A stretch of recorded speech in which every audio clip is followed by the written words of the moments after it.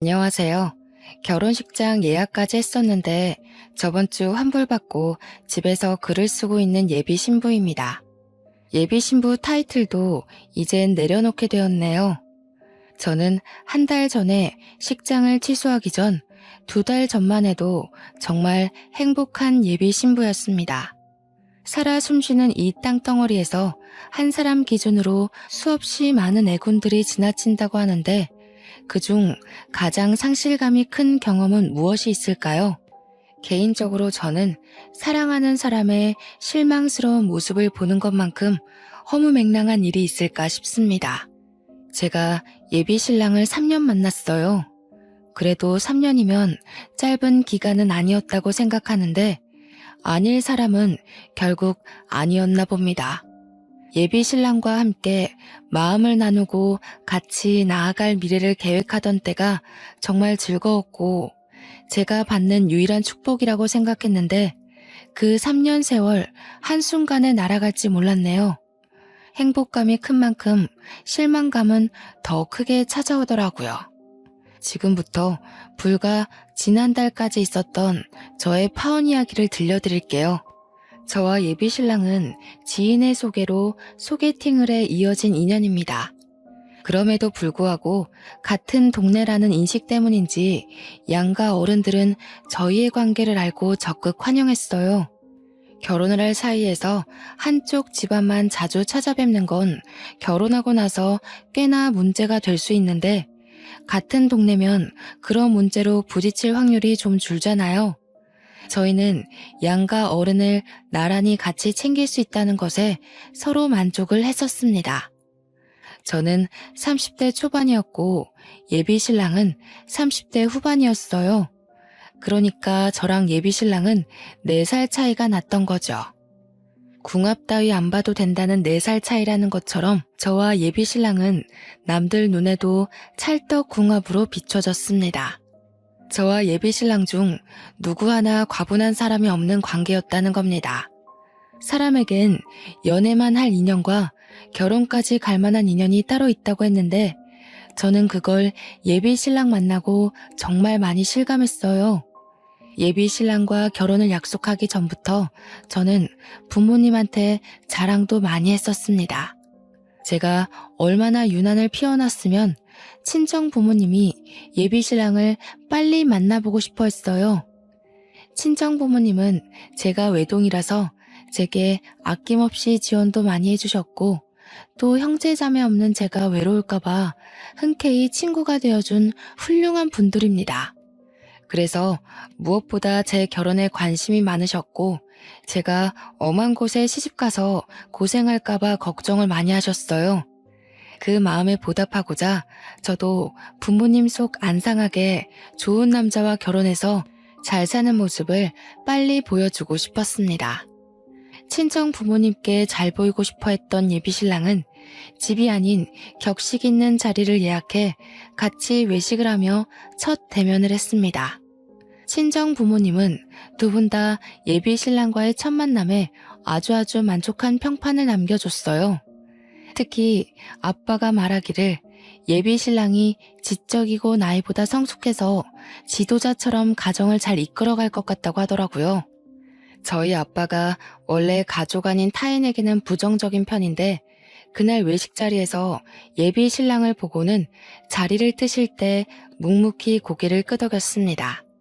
제가 예비 신랑한테 친정아빠가 까다로운 편이니 잘 보여야 된다고 조언을 줬기 때문에 예비 신랑이 더 애썼던 것도 있었을 거예요. 그렇다고 하더라도 그날 전체적으로 분위기가 좋았던 건 사실입니다. 저 또한 예비 신랑이 우리 부모님께 보였던 모범을 본받아서 예비 시부모에게 애교 있게 잘 모셨고 시부모는 저희의 관계를 흔쾌히 허락해줬습니다. 특히 예비 시모는 저더러 자기 아들이 워낙 무뚝뚝하고 애정 표현을 잘 안 하는데 저처럼 톡톡 튀고 분위기 풀어주는 여자가 옆에 있어서 다행이라고도 했어요.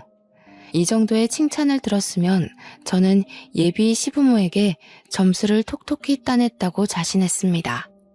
저와 예비 신랑은 양가 어른들에게 첫인사를 나눈 후부터 결혼식도 안 올렸는데 이미 서로의 집안을 가족처럼 챙기고 자주 방문하면서 기념일에 선물도 준비하고 그랬습니다. 예비 시댁 같은 경우 제가 선을 긋고 낯을 가리면 오히려 예비 시부모에게 안 좋은 이미지로 보일 것 같아서 어색한데도 불구하고 저는 늘 최선의 길을 끌어내 예비 시부모를 반겼어요. 다행히도 예비 시부모는 그런 저의 노력을 알아봐주고 참 예뻐라 해주셨죠. 아이고, 사돈집이 부유해서 그런가. 새아가 넌 참 사랑 많이 받고 자란 티가 나는구나. 우리 아들이 워낙 숫기가 없어서 애정 표현을 잘 못할 텐데. 이렇게 여린 네가 우리 아들을 감당할 수 있을지 모르겠어. 어머님, 오빠가 저한테 얼마나 많이 표현해 주는데요. 아무래도 오빠가 아들로서 어머님 아버님께 든든한 자식이고 싶어서 표현을 숨기는 걸 거예요. 오빠가 평소에 어머님 아버님 칭찬도 많이 해요. 모르셨죠? 제가 한 번씩 알려드릴게요. 남들은 예비 부부일 때 많이 다투기도 한다는데 저랑 예비 신랑은 그런 게 하나도 없어서 저 스스로 남편 될 사람 하나는 잘 만났다고 생각하기도 했습니다. 하루빨리 예비 신랑과 가정을 꾸려 토끼 같은 자식들도 3명 정도는 낳아야겠다고 예비 신랑한테 설레발을 치기도 했었고요. 그런데 그 행복한 단꿈이 결혼식장을 잡고 부동산까지 다 알아본 마당에 깨지게 될 줄 누가 알았겠습니까? 제 꿈에 금이 가기 시작한 건 정말 평소처럼 묘한 기류 하나도 없었던 시기에 갑자기 일어난 파동 때문이었습니다. 제가 여느 때와 같이 예비 신랑과 퇴근하던 날이었거든요. 저야 친구들과의 약속이 없으면 예비 신랑과 자연스럽게 퇴근길을 함께 했기에 평소처럼 같이 차를 타고 집에 가던 중이었습니다. 그런데 예비 신랑이 갑작스레 시부모와의 식사 약속이 있다고 하더라고요. 예비 시모가 저희에게 저녁을 사주고 싶다고 식사 초대를 했다고 하지 뭡니까?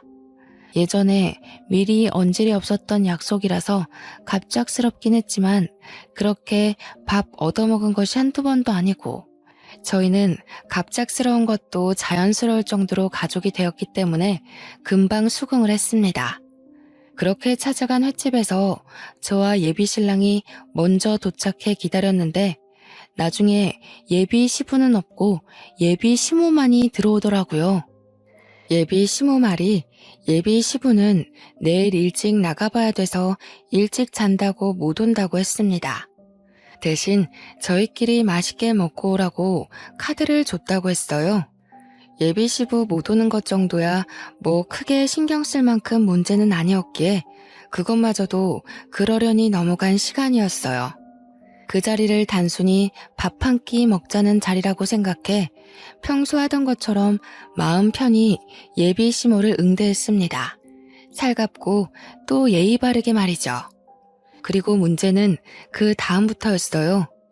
예비 시모 먼저 챙기고 예비 신랑을 챙기면서 제 인생에 생각지도 못한 고민이 비집고 들어온 거죠. 제가 예비 신랑에게 오빠 옆에 있는 물통 좀 줘 라고 했는데 그걸 듣던 예비 시모가 갑자기 표정을 굳히고 제 말을 자르더라고요. 아가, 우리 집은 특히 한 다리 건너 어른 친인척이 많다는 거 너도 알고 있지? 지난번 명절에 한번 들려서 몇 분이랑은 인사를 나눴지 않니? 네, 그럼요. 그렇잖아도 시골리기 전에 정식으로 찾아뵈려고 오빠랑 얘기 중에 있어요. 아무래도 다들 바쁘시니까 한데 모이시기 어렵겠죠? 언제가 좋을까요? 그 전에 내가 오늘 너를 부른 이유가 있어. 네가 이제 우리 식구가 되는 건데 어르신들이 많다는 건 앞으로 보는 눈도 많을 거란 뜻이지 않겠니? 그러니 너희들 관계도 그만 뚜렷이 하는 게 좋을 것 같구나. 관계를 뚜렷이 하라는 게 무슨 말인지 바로 알아챌 수 있겠습니까? 저는 눈치 못 챘습니다. 제가 제대로 이해하지 못해서 대답을 못하고 있으니 예비 시모가 이번엔 둘러 말하지 않고 직구를 던지더라고요. 근데 그 말이 굉장히 황당했어요. 네가 병은이보다 4살이 어리지 않니? 앞으론 병은이한테 존칭을 쓰도록 해라. 오빠라고 하는 건 어르신들 앞에서도 보기 안 좋을 것 같구나. 뜬금없이 예비 신랑한테 존댓말을 쓰라는 예비 시모의 제안은 저를 벙찌게 만들었습니다. 여태까지 반말을 써왔고 예비 시부모도 저와 예비 신랑이 늘 이런 식으로 친근하게 대화를 나누는 걸 다 봐왔거든요. 그런데 갑자기 존칭을 쓰라뇨? 이미 반말에 익숙해진 사이에서 갑자기 존칭을 쓰라고 한다면 누가 그것에 덜컥 적응해서 쓰겠습니까? 바로 수긍하기엔 좀 많이 불편해서 당혹감을 표현했더니 옆에서 예비 신랑은 한술 더 뜨는 거 아니겠어요? 우리 집이 원래 좀 그래. 엄마도 아빠한테 존칭 쓰고 다른 친척 어른 집안도 여자 구성원들이 남자들한테 존칭 써. 나이 어린 사람이 연상한테 반말 쓰는 걸 예의 없다고 보시거든. 예비 신랑 설명을 듣는데 정말 경악을 안 할 수가 없었습니다. 예비 시모 말을 자연스럽게 받아치는 예비 신랑의 모습을 보니 마치 둘이 짜고 이 자리를 만든 것 같은 기분도 들었어요. 설령 예비 신랑 집안이 그렇다고 하더라도 그 중요한 사실을 그동안 왜 말 안 했는지 배신감까지 들더라니까요. 우리가 만난 지 3년이나 되었고 몇 번을 양가 집안에 왔다 갔다 했는데 그런 말은 미리 해줬어야 되는 거 아닙니까? 호칭 문제로 결혼 사이에서 트러블이 생기는 건 어디서 들어본 적 있지만 존칭 때문에 곤란을 겪을 줄은 상상도 못했습니다. 그런 황당한 일이 저한테 벌어졌다는 게 그저 놀라웠어요. 어느 누가 커플 부부 사이에 반말을 하다가 갑자기 존칭을 쓰나요? 왜 그리 불편하게 지내야 되죠? 매일 얼굴 보고 싶고 가까워지고 싶어서 결혼하는 거 아닌가요? 어째 그 말을 듣는데 결혼을 하게 되면 예비 신랑과 더 멀어질 것 같은 느낌이 들었습니다. 예비 신랑에게 따지고 싶은 게 산더미였지만 예비 시모가 평소와 다른 얼굴로 눈을 부릅뜨고 쳐다보고 있어서 그럴 수가 없었어요. 예비 시모는 제 대답을 계속 기다렸습니다. 계속 제게 존칭 문제로 조언인 척 잔소리를 하시는데 제가 알던 엄마 같은 예비 시모가 맞나 싶더라니까요. 결국 저는 예비 시모 제안에 명확한 답변을 못하고 어영부영 그 자리를 마무리했습니다. 예비 시모는 차를 타고 자리를 뜰 때까지 저한테 예비 신랑에게 존칭을 쓸 것을 강조하고 떠났어요. 정말 식사 때도 밥이 입으로 들어갔는지 코로 들어갔는지 기억이 안 나는데 제대로 먹지도 않은 그 음식물마저 체할 것 같더군요. 예비 신랑이 저를 집 앞까지 데려다주는 동안 말을 안 하고 있다가 집 앞에 도착해서야 저는 그날 일에 대한 입장을 언급했습니다. 오빠, 난 솔직히 어머님 말씀 이해 못하겠어. 어느 누가 커플끼리 존칭을 써. 그리고 여자만 남자한테 존칭 써야 된다는 것도 이해가 안 돼. 이건 예의랑 다른 문제라고 생각하거든. 솔직히 좀 성차별 같기도 하고. 여자 남자를 떠나서 나랑 오빠가 3년 동안 반말로 지냈는데 어떻게 갑자기 존댓말을 해? 오빠는 안 이상해? 우리 집에선 당연한 거라고 했잖아. 아무리 그래도 밥 먹는 내내 똥 씹은 표정을 하고 있으면 어떡해? 어른이 앞에 앉아서 며느리에 대해 마땅한 조언을 해주는 건데 그런 얼굴로 있어? 이게 우리 집 문화야. 각국의 문화가 다른 것처럼 각 집안의 문화가 다를 수도 있는 건데 꼭 그렇게 불쾌한 티를 낼 필요는 없었잖아. 나도 최대한 표정 관리한 거야. 그런데 어머님이 자꾸 우리 관계 진작에 불편하게 봤다고 하시잖아. 오빠 말대로 집 문화가 달라서 나는 그렇게 살지 않았는데 갑자기 그렇게 시키면 내 입장에서 곤란한 건 당연하지 않아? 그런 고지식한 제안에 어느 누가 방긋방긋 웃을 수가 있겠어. 고지식? 기분 나쁜 거 알겠는데 우리 엄마야. 웬만하면 불편하더라도 그런 솔직한 말은 삼가줬으면 좋겠는데. 그날 저는 예비 신랑과 3, 4년을 만나오면서 처음으로 대립을 했던 날입니다. 제가 예비 시댁 문화를 이해 못해서 욱하는 바람에 감정을 숨김없이 표현한 거 맞아요. 그래서 좀 더 거친 언사가 나갔다는 것도 인정합니다. 그런데 낯설어하는 제 입장 이해 못하는 건 예비 신랑도 마찬가지 아닌가요? 저는 예비 신랑과 예비 시모에게 예비 시댁 문화를 강요받았습니다. 그곳 환경을 잘 모르는 제가 그것에 반감을 가질 수 있는 건 그들도 예상했어야 된다고 봐요. 그날 예비 신랑은 처음으로 제게 인사도 안 하고 돌아가 버렸습니다. 딱 봐도 상당히 감정이 상한 모습이었어요. 제가 예비 시모를 함부로 말해서 그런 거겠죠. 아니면 자기 집 문화를 이상하게 보는 제 입장 때문일 수도 있고요.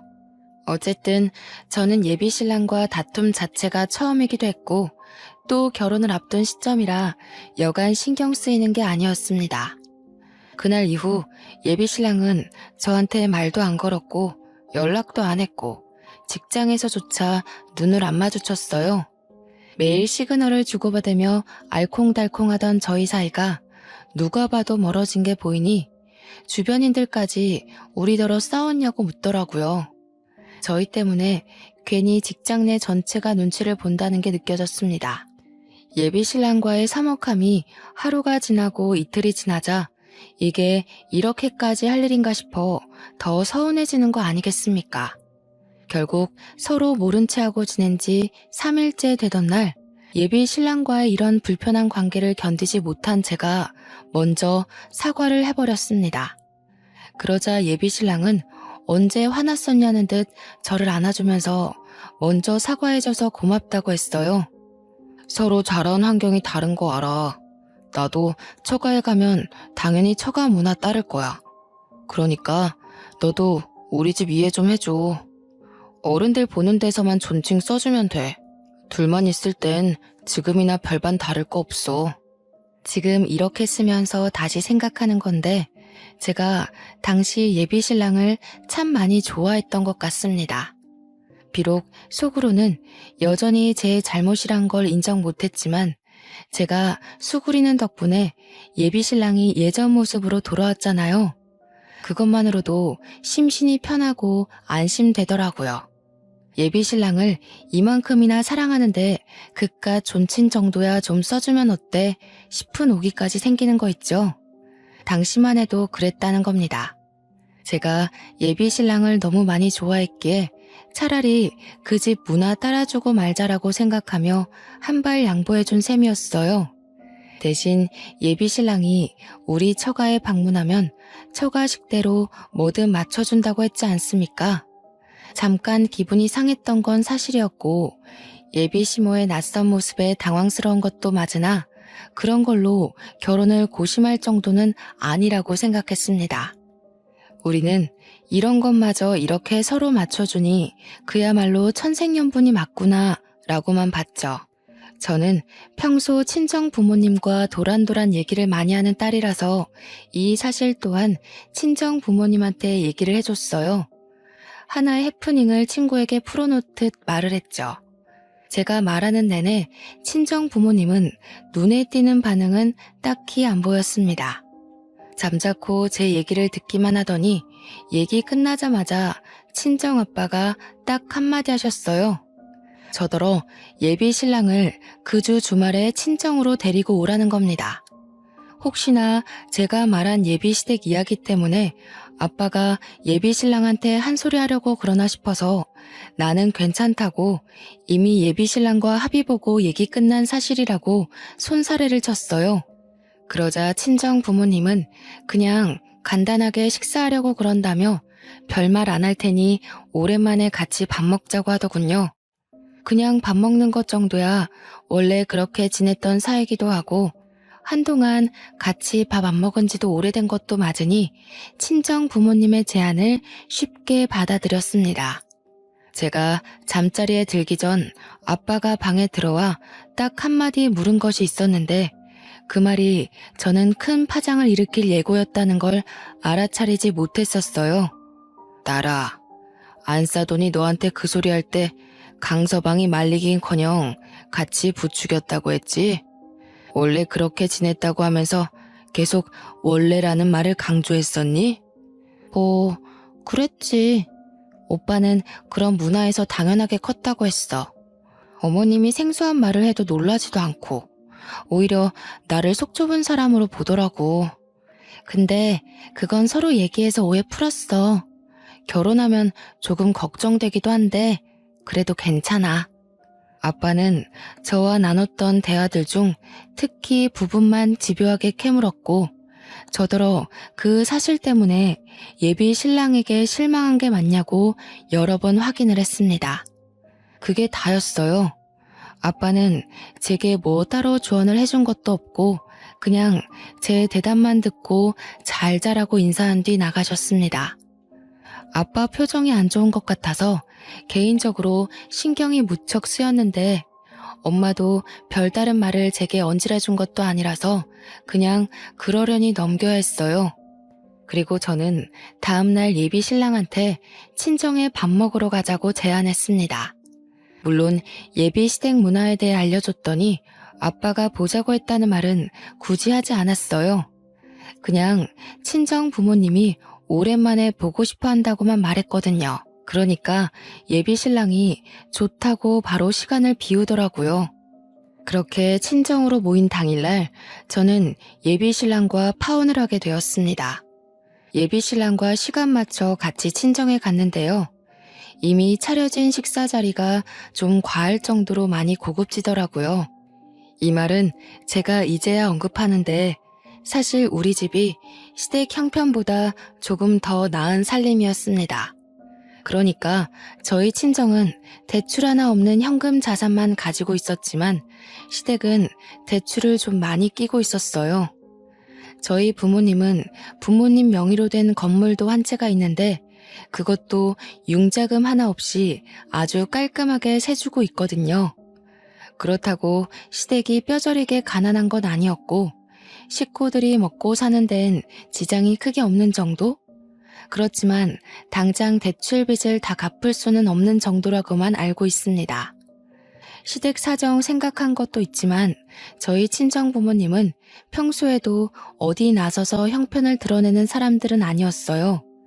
저희도 예비 신랑을 초대해 집에서 밥을 먹을 때면 남들과 같이 비슷하게 집밥처럼 먹곤 했습니다. 그런데 그날만큼은 달랐다는 거예요. 정말 숟가락 하나도 10만 원이 넘는 고급 커트러리를 내놓았다니까요. 처음 보는 가정 식탁 분위기에 당황한 저는 그 분위기에 넋을 놓았는데 정작 예비 신랑은 표정 변화가 없었습니다. 그저 늘 하던 대로 저희 부모님께 공손한 태도로 인사하고 자리에 착석할 뿐이었어요. 레스토랑 못지않은 요리를 보면서 제가 감탄을 금치 않으니 거기서 손님은 예비 신랑이 아니라 오히려 저였습니다. 친정 부모님은 식사로 모자라 평소 입에 잘 되지도 않는 와인까지 준비를 해줬는데요. 제가 와인을 잘 먹진 못하지만 아빠가 사람 대접한다고 몇 번 와인 주문하는 걸 본 적이 있거든요. 그때 70만 원대 와인을 보고서 무슨 술 한 병이 그렇게 비싸냐 하고 아빠한테 궁시렁거리기도 했었어요. 그런데 그 70만 원대 와인이 그날 아빠 손에 들려있는 거 아니겠습니까? 저희 아빠 돈 헤프게 쓰는 사람 아닙니다. 오히려 그런 부류들을 싫어하죠. 확실히 그날따라 친정 부모님이 평소와 다르다는 걸 좀 느꼈습니다. 친정아빠는 예비 신랑이 숟가락 들기도 전에 와인을 따라주면서 덤덤하게 먼저 말을 걸었는데요. 아마 예비 신랑도 와인 가격에 대해 눈치챘을 거예요. 예비 신랑이 술을 좋아하거든요. 그래, 사돈 쪽에서 여자 식구들더러 존칭을 쓰라고 한다면서? 자네 집안 문화가 원래 그렇다고 들었는데 그게 사실인가? 친정아빠의 돌직구에 예비 신랑은 저를 쳐다봤습니다. 예비 신랑의 눈빛이 마치 그런 걸 왜 말했냐는 의미가 담겨있는 듯 했어요. 좀 황당한 거 있죠? 예비 신랑에게 뭘 숨기려고 했던 건 아니었는데 얼떨결에 죄 지은 기분이 들더라고요. 근데 시댁 문화가 잘못된 게 아니라면 제가 그걸 왜 친정 부모님한테 말하면 안 됩니까? 떳떳하면 오히려 자기가 먼저 우리 집안에 알리고 우리 집안 문화에는 뭐 특별한 게 없는지 알아봐야 되는 거 아닌가요? 이전과 똑같은 부분에서 서로의 의견이 덜그럭거리니 저는 아예 예비 신랑의 시선을 피해버렸습니다. 괜히 오해 사고 싶지 않아서 시선을 피했던 건데 그게 오히려 예비 신랑을 곤란하게 했나 봐요. 예비 신랑은 친정아빠 말을 듣는 내내 표정이 탐탁치 않더라고요. 집마다 문화가 있는 건 당연하지. 우리 딸 보고 그 집 문화에 맞추라고 해놓고 자네는 우리 집 문화를 안 따를 건 아니겠지? 적어도 그런 각오는 했어야 납득이 되는데. 그럼요, 장인어른. 지우한테도 말했다시피 저도 처가 문화에 발벗고 맞출 생각입니다. 지우가 어디서 얼만큼 알고 말씀 올렸는지 모르겠지만 장인어른께서 생각하시는 것만큼 저희 집 팍팍한 구석 아니에요. 믿으셔도 됩니다. 그래? 잘 됐네. 우리 집안은 선조 때부터 조상들 내력이 다 대릴 사위제거든. 그래서 내 딸이 결혼하면 자네가 우리 집에 들어야 될 것 같은데 되겠지? 친정 부모님이 하는 말은 저도 놀라웠습니다. 아빠가 대릴 사위로 처가살이를 했었다는 건 들었었는데 조상들이 대대로 대부분 대릴 사위였다는 건 처음 들었어요. 정확히 말하자면 조상님들이 여자 집에 들어갔다기보단 경제력 높은 집에 합가를 한 건데 우리 가문이 대대로 여자 쪽이 잘 살았다 보니까 하나같이 다 대릴 사위제였다고 했습니다.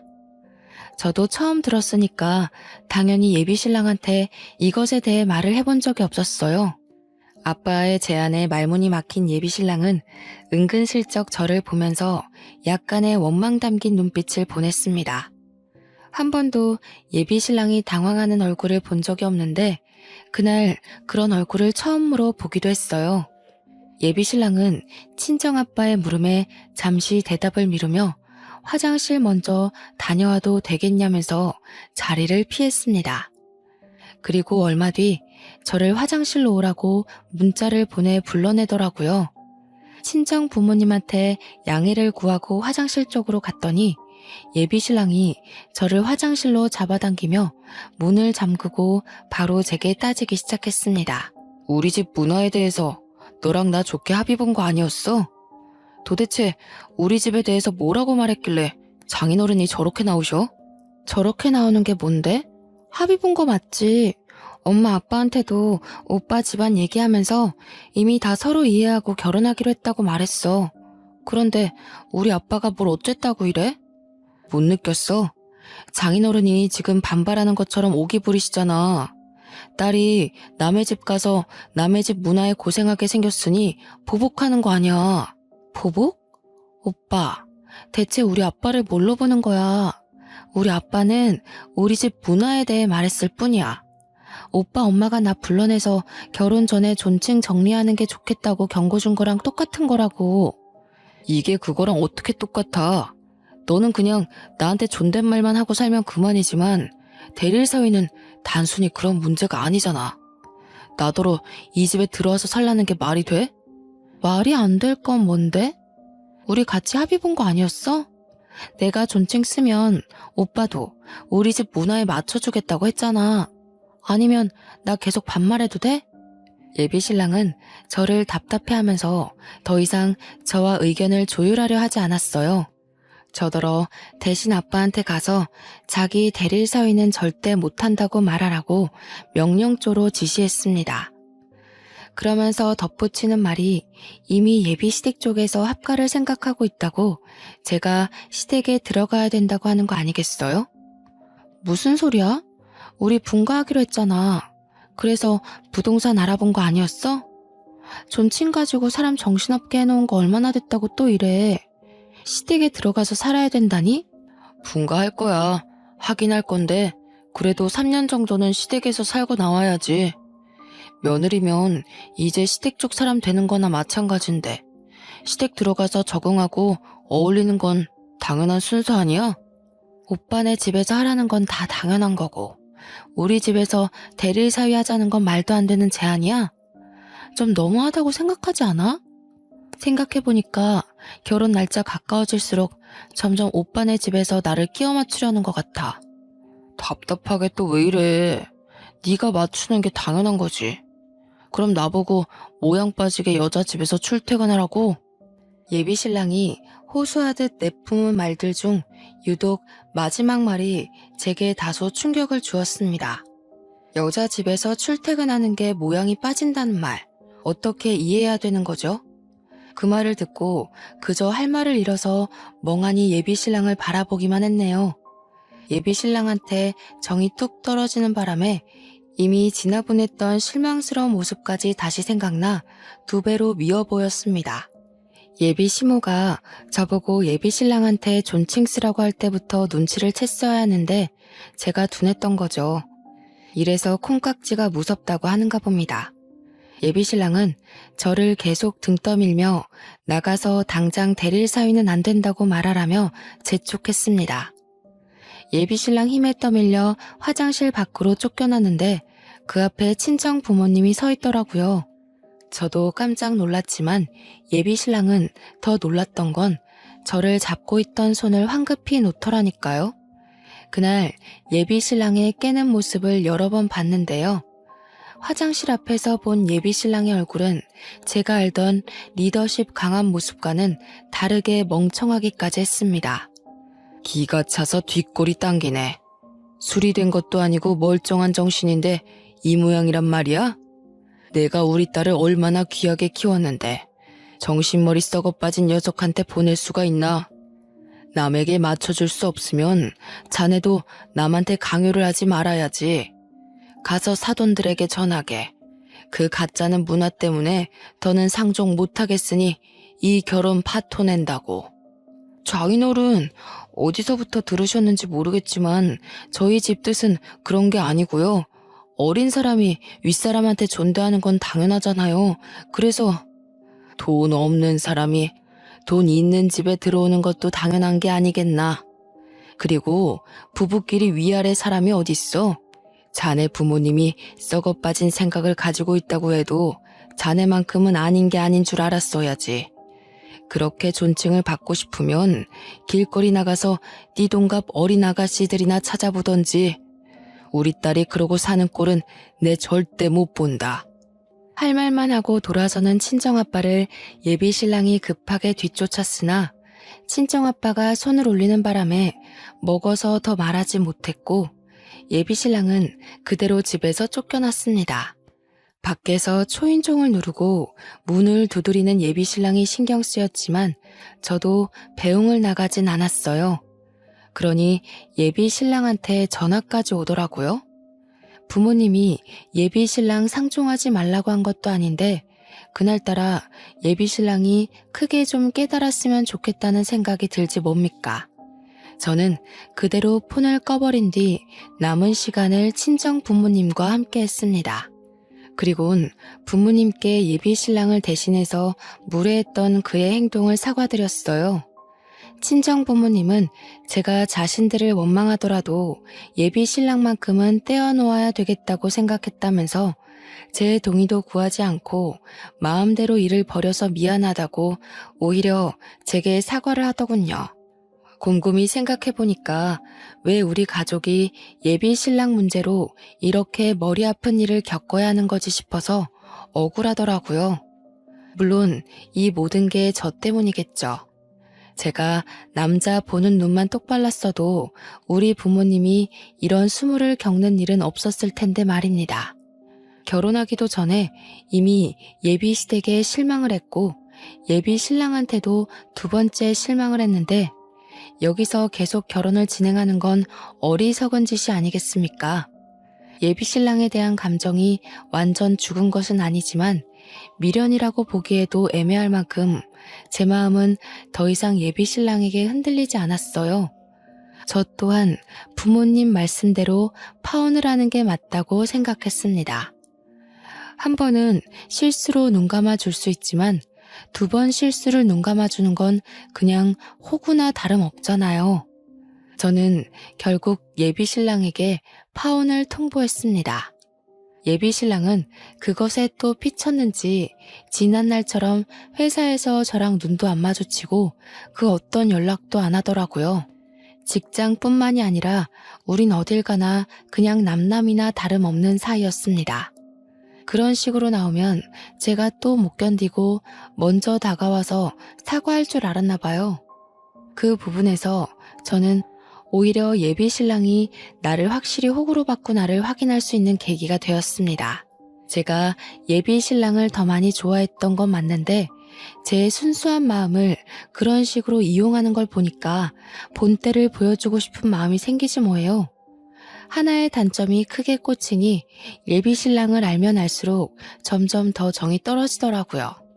그래서 제가 저질러 버렸어요. 주위 사람들에게 저와 예비 신랑의 관계를 스스럼없이 밝혔습니다. 파혼했다고 여기저기 소문을 내고 다녔더니 그게 예비 신랑 귀에 들어갔나 봐요. 예비 신랑이 저한테 먼저 말을 걸어오더라고요. 너 정말 나랑 끝낼 생각이야? 무슨 생각으로 파혼 사실을 소문내고 다녀? 아직 우리 관계 제대로 정리 안 됐어. 오늘 마치고 정식으로 얘기하게 기다려. 퇴근하고 얘기 좀 하자는 예비 신랑 말에 거절할까 하다가 무슨 할 말이 남았길래 파혼을 인정 못하고 절절 매는 건지 한번 드러나 보자 싶어서 예비 신랑을 따랐습니다. 퇴근한 뒤에 차에서 기다리고 있다는 예비 신랑의 연락을 받고 그의 차로 다가갔어요. 보조석 문을 열려고 손잡이를 잡았더니 창문이 직 내려가더라고요. 그런데 그 안에 예비 시모가 타고 있는 게 아니겠습니까? 뭐 하자는 건가 싶고 무슨 상황인지 판단이 안 되었지만 묻지도 않고 그냥 돌아섰어요. 저 예비 신랑과 대화를 하러 온 거지 예비 시모랑은 할 말이 없거든요. 그냥 집에 가려고 하는데 차에서 급하게 내린 예비 신랑이 황급히 쫓아와 저를 붙잡았지 뭡니까? 얘기 좀 하자고. 엄마가 너랑 합의 보고 싶다고 만나자 한 거야. 우리 이거 파혼까지 갈 일 아닌 거 알잖아. 처가 어른들께서 좀 많이 화나신 것 같은데 그 부분에 대해서 부모님이랑 상의했어. 그러니까 좀 들어보고 가. 우리 끝난 거 모르겠어? 우리는 지금 파혼을 고민하는 사이가 아니라 이미 파혼을 한 사이야. 더 이상 볼 일 없는 관계에서 무슨 합의가 필요한데? 진짜 나랑 끝내겠다는 거야? 고작 존댓말 쓰라고 했다고? 존댓말 때문에 헤어지는 건 말이 안 되잖아. 파혼하자고 해도 오히려 내 쪽에서 해야 정상이지. 대릴 사위는 정상적인 문화라고 생각해? 이것 봐. 오빠는 여전히 우리 집에 맞춰줄 생각이 없어. 지금도 나랑 합의 보자는 게 아니라 나를 설득하려고 만나자고 한 거네. 존댓말 정도는 오빠를 위해서 눈 감아줄 수 있었는데 한번 봐주니까 오빠가 정도를 모르고 나를 오빠 손바닥 위에 놓으려고 하더라? 나 그 정도까지 웃고 넘어가줄 만큼 호구는 아니거든? 알았어. 다 알았고 내가 다 잘못했으니까 일단 엄마 얘기 좀 들어봐. 엄마 제안이 마음에 안 들면 그땐 나도 파혼에 대해 생각해볼게. 이미 우리는 파혼한 사이라고 몇 번을 말해도 예비 신랑은 계속해서 같은 말을 반복하게 했습니다. 그러면서 예비 시모를 만나달래요. 잡고 놓아주지도 않길래 어쩔 수 없이 차에 가서 예비 시모랑 대화 시간을 가졌거든요. 얼마나 대단하고 솔깃한 제안을 하려고 이미 떠난 배를 이렇게 붙잡는 건가 했는데 예비 시모가 뭐라고 하는 줄 아십니까? 아직도 그때 생각만 하면 기가 차서 웃음밖에 안 나와요. 사돈댁 의견 잘 전해 들었다. 그래도 대릴 사위는 안 돼. 대신 우리 집에서 너더러 존댓말 쓰라고 안 할 테니까 결혼하고는 우리 집 들어오거라. 친인척 어르신들이 존칭 때문에 한 소리 하면 그건 내가 다 커버 쳐줄 테니 걱정하지 말고. 들었지? 너만 특별하게 봐주신다잖아. 네가 장인어른한테 대릴 사이만 잘 설득해서 말해주면 다른 건 네 편의에 맞춰서 우리도 얼마든지 양보해줄 수 있어. 다른 분들은 어떻게 생각할지 모르겠는데 저만 이게 불공평한 협상이라고 생각되는 건가요? 존댓말 안 쓰게 해줄 테니 합가해서 시댁살이는 해라. 지금 말하는 게 이거 아닙니까? 그걸 마치 굉장한 선의를 베푸는 것처럼 얘기를 하는데 예비 시모까지 저를 호구로 보는 거 맞죠? 제가 예비 시모한테 너무 애교 부리면서 헤헤거렸나 봐요. 그렇다고 저를 이렇게 바보로 생각하시는 줄은 몰랐는데 당황스럽더군요. 예비 신랑마저도 제게 대단한 특혜가 주어진 것처럼 자기 엄마 편을 엄청 들길래 어이가 없던 저는 결국 예비 시모에게 따끔한 소리를 해버렸습니다. 역시 존대 안 해도 되는 건데 괜히 고집하신 거였네요. 저희 아빠가 말한 거 어머님 아들내미 입통해서 못 들으셨나 봐요. 어머님 계속 그렇게 이기적으로 구시면 평생 제대로 된 며느리 보기 힘드실 텐데. 요즘 어떤 며느리가 시어머니 손맛에 맞게 주물러지나요? 뭐? 너라는 꼰세가 왜 그러니? 우리 아들이 너더러 아직 철이 없다고 하긴 했다만 이 정도로 어른한테 생각 없이 말하는 줄 몰랐네. 누가 뭘 주물 보니까 뭐 고분고분 시부모 공양하며 살 며느리 구하려나 본데 막말로 그쪽 집안이 명문가 집안이기래요. 대기업 사장 집안이기래요. 가진 것 하나 없으면서 바라는 것 많은 이기적인 마인드로 어떻게 새색시를 구하려나 몰라. 한번 갔다 온 여자나 등쳐먹으려는 여자면 그런 고지식한 집안 눈 감고 들어갈 수는 있겠네요. 너 지금 엄마한테 무슨 말버릇이야. 협상 조건이 마음에 안 들면 안 된다고 말을 하던가. 엄마가 너 생각해서 큰 마음 먹고 찾아오기까지 했는데 이게 무슨 무례야? 두 분 보니까 참 큰일이다 싶네요. 귀한 장남 나이가 내일 모레 40인데 시댁 집안이 아들 장가 보낼 미처는커녕 빚만 수두룩해서 어째요? 존대 받아야 되는 아드님 평생 노총각으로 살다 가야 되는 거 아닌가 모르겠어요. 어디 방송이나 나가보세요. 공개 구혼이라도 해야 결혼 근처는 가볼 것 같은데요. 예비 시모가 제 말에 화가 나서 벌벌 떨기까지 했는데요. 저더러 원래 이렇게 무서운 애였냐고 악을 지르는 말에 네네 그렇다고 말해주고 그냥 차 안에서 내려버렸습니다. 그 장면만 본다면 제가 건방졌다고 생각할지 모르지만 제 상황을 전반적으로 아는 사람이라면 되레 그들을 더 혼쭐내주지 못해 아쉽다고 말하지 않을까 싶네요. 저를 따라 예비 신랑이 당장 쫓아오려고 했지만 예비 시모가 자존심 때문인지 자기 아들을 못 가게 붙잡더라고요. 엄마가 붙잡는다고 못 쫓아오는 예비 신랑 행동도 뒤늦게 생각해보니 웃겼습니다. 거의 40이 다 되었는데 엄마가 시키는 대로 잘도 따르는 아들이더라고요. 그런 사람인 줄 왜 몰랐는지 아직도 제 자신이 이해가 안 됩니다. 작년까지만 해도 제게 예비 신랑이란 사람은 과묵하고 본업에 열중하면서 매사에 지도자 자격이 있는 사람이었거든요. 우리 사이에 금이 가기 시작한 이유는 그놈의 존칭 때문이었는데 처음 그 말을 들었을 땐 황당하고 화가 났지만 시간 지나서 생각해보니 예비 시모가 저를 구제해준 셈이나 다름없는 거 있죠. 저와 예비 신랑이 결혼하고 나서 제게 그런 존칭 제안을 했다면 아마 파혼 가정보다 더 피 튀기는 싸움이 되지 않았을까요? 생각만 해도 무섭고 살떨리네요. 그 이후 생활은 놀랍게도 평화로웠습니다. 예비 신랑과는 여전히 같은 회사에서 일을 하고 있어요. 완전 남남처럼 지내고 있고 부서가 달라서 일적인 얘기도 안 하고 있거든요. 새삼 그런 생각이 들더라고요. 우리가 정말 약혼 관계였던 커플이 맞나 싶은 생각이요. 지난 3, 4년의 시간이 일이 단번에 삭제된 것처럼 깔끔하게 지워진 게 좀 신기했습니다. 불행하고 속상하다는 게 아닙니다. 오히려 제게는 작은 변화가 찾아왔어요. 파혼을 하고 나니까 제 주변으로 남자들의 관심이 조금씩 쏟아지더라고요. 물론 직접적인 고백은 없었지만 커피를 사다 주거나 점심을 같이 먹자고 한다거나 그런 관심을 많이 보여줬어요. 이것도 관심이라면 관심이지 않겠습니까? 감사한 마음들이지만 저는 그것에 대한 수줍음보다 조금 다른 감정이 생겼는데요. 남 사원들이 제 주변을 얼쩡거릴 때마다 예비 신랑의 시선이 느껴지는데 그게 꽤나 고소하더라고요. 그렇다고 예비 신랑이 제게 막 다가오는 건 또 아니었습니다.